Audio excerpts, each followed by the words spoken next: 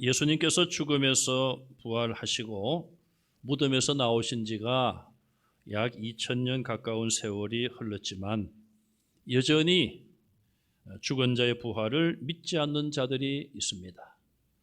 또 크리스찬이라고 하면서도 과연 예수님의 부활을 다 믿을까? 또 내가 죽었다가 나중에 예수님 재림하실 때에 영생의 몸으로 부활하는 것을 믿고 있는가? 우리는 스스로에게 질문을 던져보아야 합니다.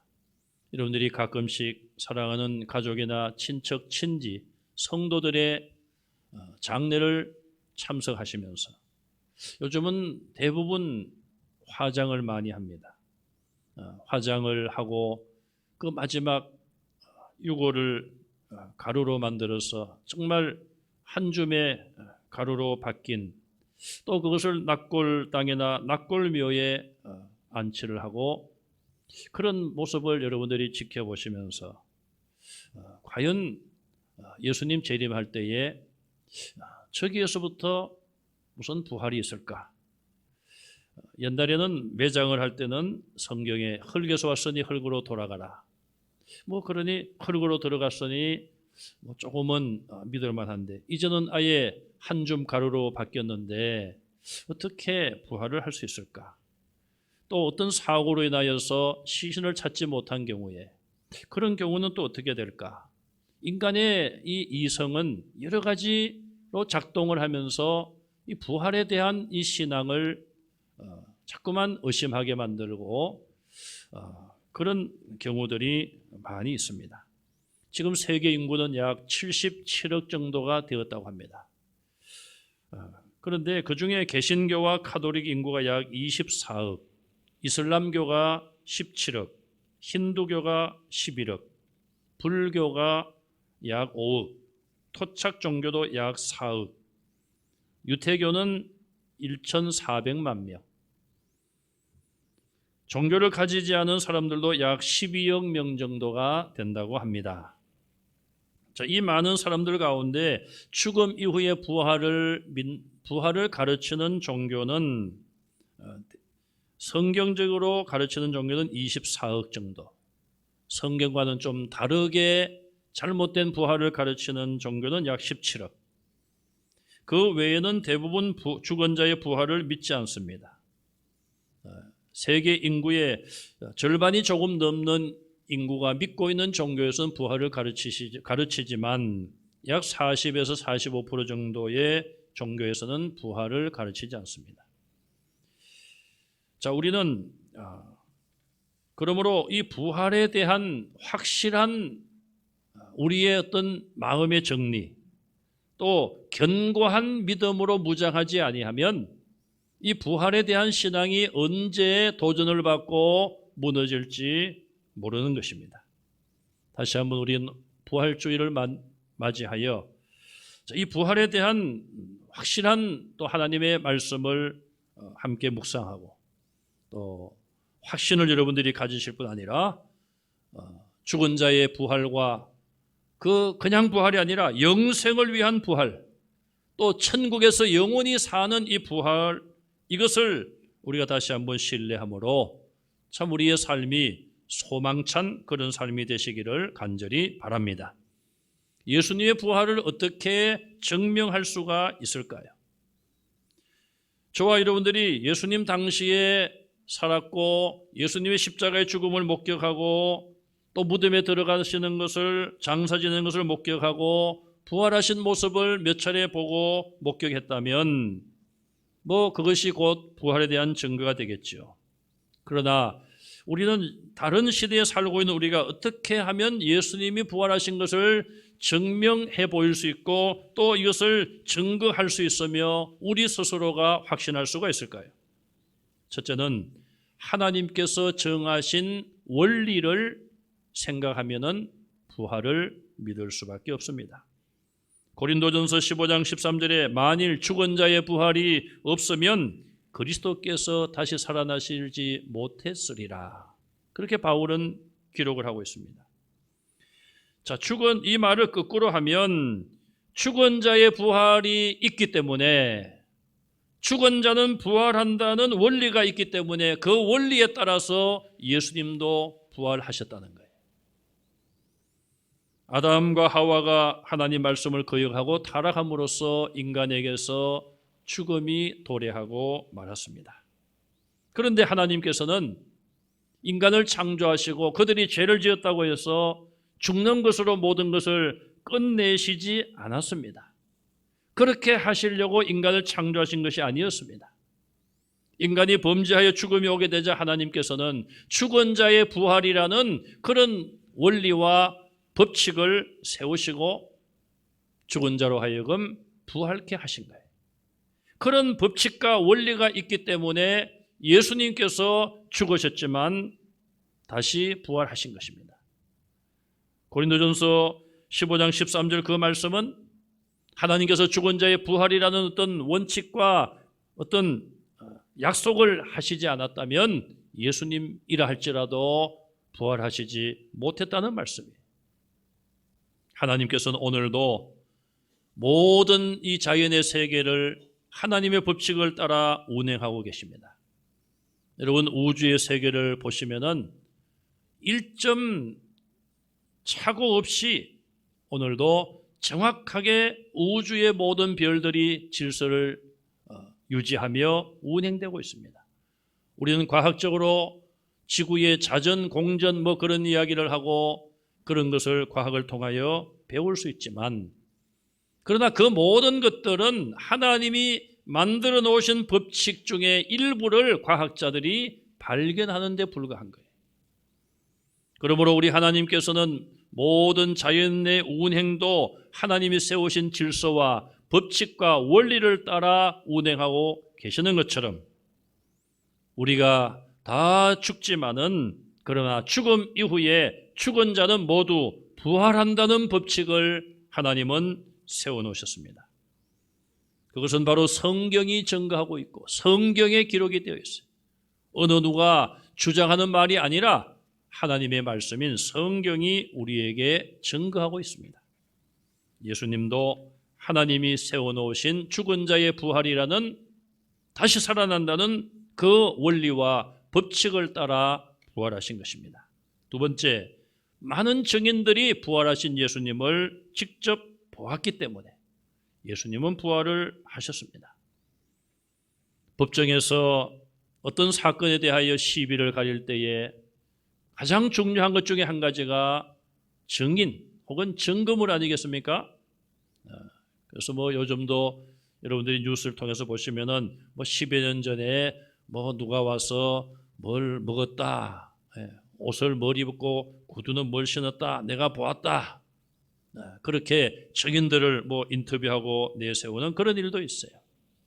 어떤 일의 시시비비를 가리고 어떤 중요한 재판에는 이 증거물과 증인들이 굉장히 큰 역할을 하는 것이죠. 예수님께서 무덤에 장사 지냄을 받으신 이후에 처음으로 무덤을 찾아간 사람은 요한복음 20장 1절에 막달라 마리아죠. 마태복음 28장 1절에 보면은 다른 마리아도 있었다. 또 마가복음 16장 1절에 살로메도 있었다. 누가복음 24장 10절에 요한나라는 여인도 있었다. 그렇게 말하고 있습니다. 자, 한 너댓 명 되는 이 여인들이 부활하신 예수님을 만났죠. 그 여인 중에서도 사도 요한은 가장 대표적인 격으로 막달라 마리아를 오늘 본문에서 부각시키고 있습니다. 그 후에 요한복음 20장 3절과 10절에 가서 보시면 두 제자가 여인의 말을 듣고 무덤으로 달려가 역시 빈 무덤을 확인했지만 무덤의 부활에 대한 믿음은 가지지 못했어요. 그 다음에 19절 말씀에 보면 제자들이 모인 곳에 예수님이 나타나셨습니다. 제자들은 두려운 마음에 문을 잠그고 있었지만 그 가운데 주님이 나타나신 거예요. 부활하신 몸이 어떻게 보면 시간과 공간을 초월할 수 있는 변화된 영광스러운 몸임을 우리에게 말해주고 있습니다. 그 후에 24절 이하에 보시면 도마가 예수님의 부활을 믿지 못하고 있었는데 도마가 있는 그 자리 다른 제자들과 함께 있을 때에 부활하신 예수님이 또다시 그 가운데 나타나셨습니다.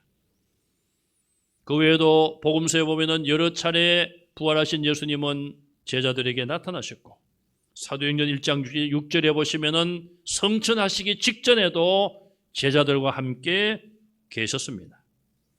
사복음서와 성경 전체에 약 예수님께서 11번, 12번 가까이 부활하신 몸으로 나타나신 기록들이 있습니다. 이렇게 예수님의 제자들을 비롯하여 여인들과 많은 사람들이 예수님의 부활을 목격했고, 고린도전서 15장 6절에 보니까 500여 형제가 일시에 예수님을 보았다. 예수님께서 500여 명이 모인 자리에서 일시에 부활하신 몸을 보여주셨다. 그렇게 말하고 있어요. 그러면서 바울은 이렇게 기록을 합니다. 그 중에 지금까지 대다수는 살아있고, 굉장히 중요한 말씀이에요. 바울이 성경을 기록했습니다. 예수님이 부활하심으로 인하여 잠자는 자들에게 첫 열매가 되셨다. 예수님이 부활하지 못했다면 우리의 믿는 것이 다 헛된 것이다. 고린도전서 15장의 부활에 대하여 집중적으로 기록을 하면서 500여 형제가 예수님을 보았다. 그 중에 지금까지 대다수는 살아있다. 바울이 성경을 기록하여 사람들이 성경을 읽기도 하고 듣기도 하고 성경이 전파되는데, 만약에 예수님의 부활이 거짓말이고 누군가 지어낸 말이고 요즘 말로 가짜 뉴스라면 여기저기에서 아니다, 사람이 만들어낸 말이다, 또 양심 선언을 통하여 이거는 제자들이 만들어낸 이야기다, 그런 이야기가 나올 수도 있는 것이죠. 그런데 만약에 그런 의심과 또 그런 잘못된 부활을 하셨는데 부활하지 않았다, 이런 잘못된 주장에 대해서 500여 명이나 되는 많은 증인들이 아니다, 내가 보았다, 내가 예수님을 보았는데, 내가 부활하신 예수님을 보았는데 당신 보지도 않고 그런 얘기 하느냐.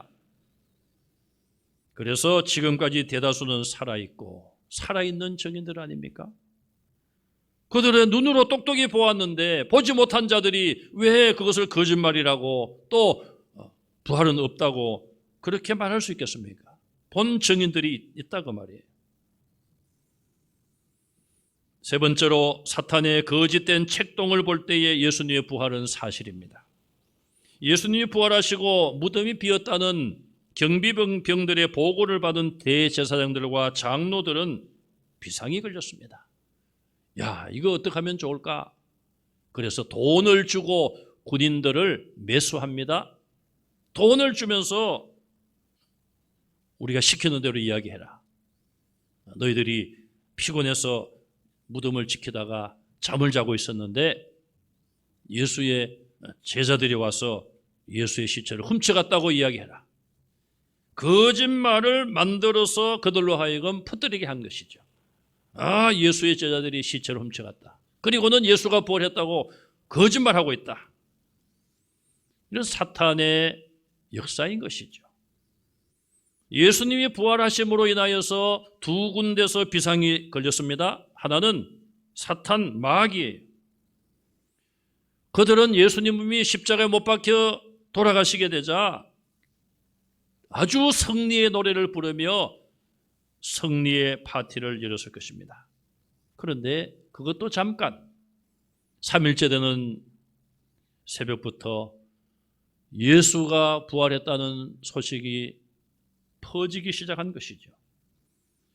자기들이 앞장서서 이 사람들을, 이렇게 마귀가 사람들을 그냥 마음을 움직이고 가룟 유다의 마음에 들어가기도 하고 유대교 지도자들 마음에 들어가기도 하고, 그렇게 자기들의 세상을 만들고 자기들의 왕국을 만들려고 했던 이 사탄은 완전히 계획이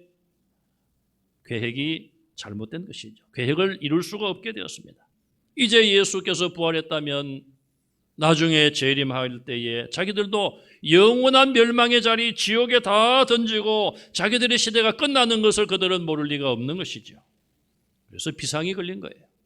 또 한쪽은 유대교 지도자들에게 비상이 걸렸습니다. 그들이 앞장서서 예수를 십자가에 못 박으라 외쳤고 군중들의 심리를 이용하여 예수를 십자가에 못 박는 자리에 내몰았지 않습니까? 재판도 제대로 하지 않고 불법적인 재판을 통하여 거짓 증인을 내세워서 그렇게 삽시간에 재판을 마치고 서둘러서 예수님을 십자가에 못을 박은 자들입니다. 그들이 예수님 부활했던 소식을 듣고 어떤 생각을 했을까요? 아니, 군인들이 무덤이 비어있다, 시체가 보이지 않는다, 그런 보고를 받고 어떤 생각을 했을까요? 아, 저 예수가 살아있을 때에 제자들에게 내가 잡혀서 고난당하고 죽임을 당하지만 3일째 되는 날 살아나리라고 이야기했다고 하더라. 그것이 만약에 사실이라면 어떻게 될 것인가? 그렇다면 정말 저 예수가 메시아 그리스도가 아닌가? 자, 그렇다면 그들이 그때라도 하나님께 회개하며 하나님, 우리가 잘못했습니다. 우리가 메시아를 몰라보고 메시아는 우리의 죄를 위하여 십자가 지셨는데 우리가 메시아를 몰라보고 우리가 앞장서서 메시아를 십자가에 못 박았습니다. 가슴을 찢으며 통회하며 회개하면 용서받고 구원받을 수 있었을 거예요. 그러나 그들은 끝까지 사탄에게 조종을 당하여서 사탄이 주는 그런 마음과 생각대로 돈을 군인들에게 주면서까지 거짓말을 만들어서 예수님의 부활했다는 것이 거짓말이라고 그렇게 몰아갔습니다. 이런 일들을 보면 예수님의 부활은 분명한 사실임을 우리는 알아야 합니다. 두 번째로 우리는 부활의 첫 증인인 막달라 마리아에 대해서 살펴보고자 합니다. 예수님의 무덤에 새벽에 찾아간 여인들은 한 4명 정도라고 볼 수가 있어요. 요한복음 20장 1절에 사도 요한은 막달라 마리아만을 주목할 수 있도록 기록을 하고 있습니다. 그 여인은 어두울 때에 무덤으로 옵니다. 다른 복음서에 보면 다른 여인들과 함께 오면서 무슨 걱정을 하죠? 우리가 향품을 준비하여 예수님의 시신에 넣어드리러 가는데 예수님의 무덤을 막고 있는 그 큰 돌을 누가 좀 굴려주겠느냐? 누가 좀 옮겨줄 수가 있을까? 우리가 주님의 무덤에 들어가서 향품을 시신에 넣어야 될 텐데 그 큰 돌을 누가 옮겨줄까? 걱정을 하면서 왔어요. 와서 보니 돌은 이미 굴려져 있고 무덤은 열려 있었습니다. 우리나라의 무덤은 옛날에는 땅을 파고 이렇게 봉을 만드는 그런 무덤이었죠. 요즘은 다 화장을 하여 낙골당으로 그렇게 안치를 하기도 합니다. 유대인들의 무덤은 돌이나 이렇게 굴 같은 거를 돌이나 산에 굴을 파서 그 안에 이렇게 층을 만들어서 가족들이 대대로 무덤으로 사용할 수 있는 그런 구조였습니다. 그리고는 그 입구에 이제 문 대신에 큰 돌로 막는다든지 그렇게 한 거예요. 11절 말씀해 보시면은 와서 빈 무덤을 본 마리아는 예수님의 시신이 없다는 걸 확인하고 서서 울고 있었어요. 16절에 예수님께서 슬퍼하는 그녀를 향하여 마리아야 부르셨습니다. 18절에 보면 그녀는 다시 제자들에게 가서 예수님을 보았다고 증거합니다. 자, 이 마리아가 어떤 여인입니까? 이 막달라 마리아가 누구인데 제자들, 사도들, 제자들을 다 제치고 부활하신 예수님을 가장 먼저 보는 영광을 누렸을까요? 누가복음 8장 2절에 가서 보면은 일곱 귀신이 나간 막달라인 마리아라고 소개를 합니다. 귀신에 대해서는 어떻게 해야 될까? 7이니까 7명? 귀신이 7명이다. 좀 이상하죠. 7분? 그것도 좀 이상하고. 그래서 제가 찾다가 그냥 7 노무로 하자 그냥. 거기 좀 그러면은 그냥 귀신 7 그냥. 사실은 뭔가는 붙어야 되지 않습니까? 뒤에. 귀신 7. 자, 귀신이 하나가 들어가도 얼마나 그 사람의 삶이 힘든지 몰라요. 제가 주일학교 다닐 때에 귀신 들린 여자를 본 적이 있어요. 제가 가끔 말씀을 드리지 않습니까? 우리 바로 앞집, 옆집에 살았습니다. 어느 날 그 아주머니 아저씨가 어떤 조금 젊은 여자를 데리고 우리 집에 오셨어요. 그래서 우리가 이제 예수 믿는 가정이니까 귀신 들렸으니까 어디서 또 들은 말씀은 있어가지고 좀 그런 사정을 이야기하더라고요. 이 여자가 보니까요, 양쪽에 딱 잡고 걸어야 돼. 잡지 아니하면 이리 넘어지고 저리 넘어지고, 성경에 보면은 물에도 넘어지고 불에도 자빠지고, 그냥 벽으로 막 넘어지고 그래요. 그래서 저희 아버님이 리어카에 태워가지고 한 달 동안을 교회 가서 다른 집사님들하고 같이 찬송하고 기도하고 귀신이 떠나갔어요. 글쎄 귀신이 몇 놈이 붙었는지 제가 그것까지는 모르겠는데 어쨌든 귀신이 나갔어요. 참, 그런데 7 귀신이 들어왔다. 성경에 보면 또 군대 귀신도 나와요. 군대 귀신. 참, 이 귀신이 얼마나 많으면은 뭐 그냥 7명도 들어오고 뭐 또 군대가 들어오고 그냥 귀신이. 자, 7 귀신에 잡혀가지고 그래서 이 여인이 고통을 겪었으니 뭐 그 인생이란 것이, 그 삶이란 것이 얼마나 힘들었겠습니까, 여러분? 우리는 좀 귀신하고 관계없는 우울증 같은 게 와서 좀 신경을 써도 잠도 잘 못 주무시고 얼마나 힘들어요. 극복하시는데. 그런데 이거는 귀신이에요, 귀신. 그거와는 비교할 수 없어요. 귀신들의 역사를 보면요, 귀신이 들어가면은 성경에 보니까 막 쇠사슬을 끊는다는 거예요, 쇠사슬을. 아무리 힘이 센, 세계에서 제일 힘센 사람도 쇠사슬을 자기 힘으로 끊습니까? 못 끊어요. 그런데 귀신 들린 사람은 여인이라도 쇠사슬을 끊는 거예요. 사람이 끊는 게 아니고 귀신이 끊는 거죠. 7 귀신에 붙잡혔으니 얼마나 그 여인의 삶이 뭐 인생이라고는 말할 수가 없는 것이죠. 그런데 이 여인이 예수님을 만나게 되죠. 예수님이 만나셨죠, 그 여인은. 그리고 귀신을 쫓아내셨어요. 그러니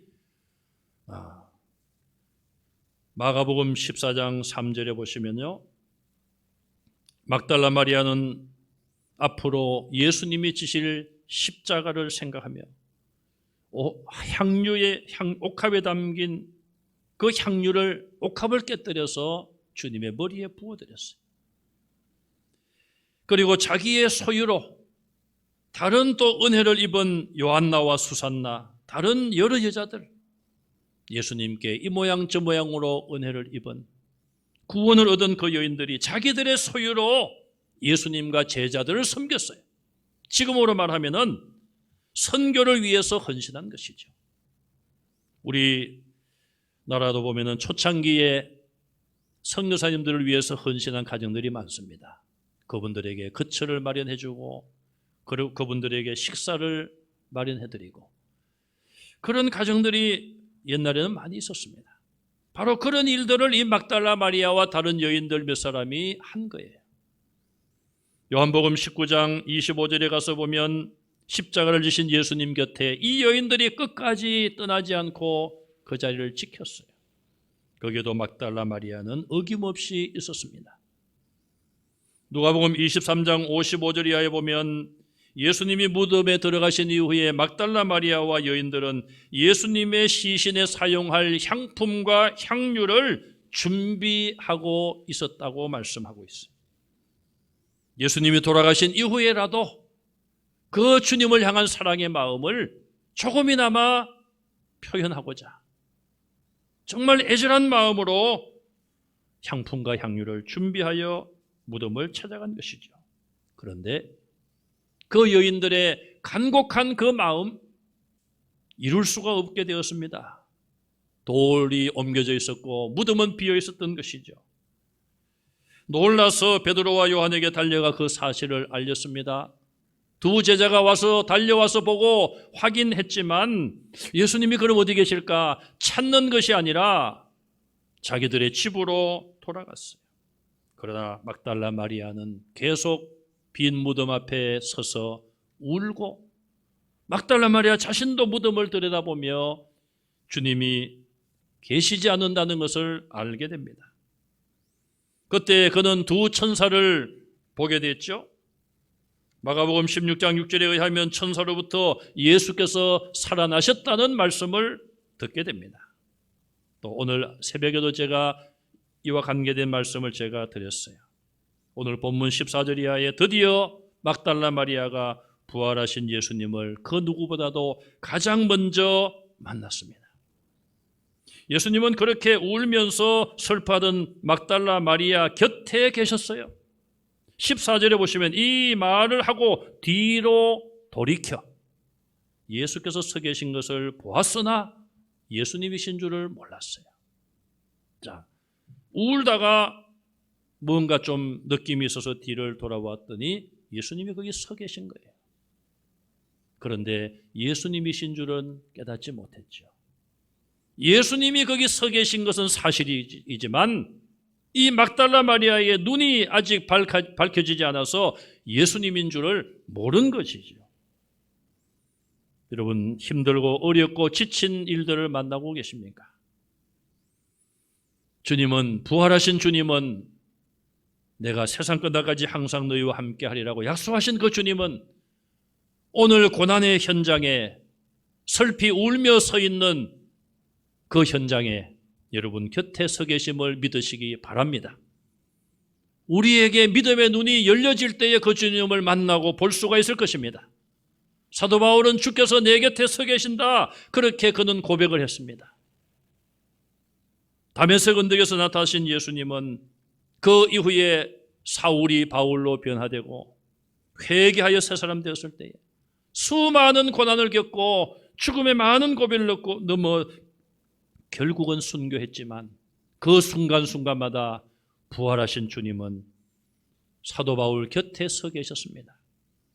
오늘 아무리 지치고 힘든 상황이고 그런 현장이라도 여러분 혼자가 아니심을 믿으시기 바랍니다. 많은 고통을 겪는 사람들은 외로움을 호소합니다.